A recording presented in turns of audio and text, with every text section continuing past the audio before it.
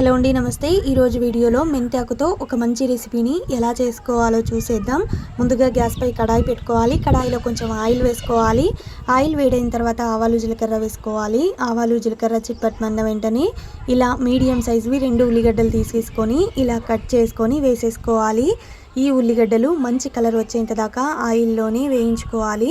ఆ తర్వాత ఒక కట్ట మెంతాకు తీసుకున్నాను నేను. ఇలా కొమ్మలు లేకుండా ఆకులను ఒకటే తుంచుకొని శుభ్రంగా కడిగి ఈ ఉల్లిగడ్డల్లోకి వేసేసుకోవాలి. వేసుకుని ఇదంతా కూడా పచ్చి వాసన పోయేంత దాకా బాగా కలుపుకుంటూ ఒక 5 నిమిషాల పాటు చిన్న మంట పెట్టి వేయించుకోవాలి. చూడండి, ఇలా అంతా దగ్గర పడిన తర్వాత మీడియం సైజువి 2 ఉల్లిగడ్డలు తీసుకొని ఇలా కట్ చేసేసుకొని దాన్ని కూడా దీంట్లోకి వేసేసుకోవాలి. వేసుకొని ఈ ఉల్లిగడ్డ టమోటో అంతా మెత్తబడేంత దాకా బాగా కలుపుకుంటూ వేయించుకోవాలి. అలాగే సరిపోయేంత ఉప్పును కూడా వేసేసుకుంటున్నాను. సగం టీ స్పూన్ పసుపు కూడా వేసుకోవాలి. వేసుకొని ఇది కూడా ఒకసారి బాగా కలిసేలాగా కలుపుకోవాలి. చూడండి, ఇప్పుడు సగం కట్ట కొత్తిమీర కూడా తీసుకుని వేసుకుంటున్నాను. అలాగే 1.5 టీ స్పూన్ కారం కూడా వేసుకున్నాను. మీరు కారం ఎక్కువగా తినే వాళ్ళైతే ఇంకొంచెం వేసుకున్నా పర్లేదు. కారం పచ్చి వాసన పోయేంత దాకా పైన ఆయిల్ తేలేంత వరకు కలుపుకుంటూనే వేయించుకోవాలి.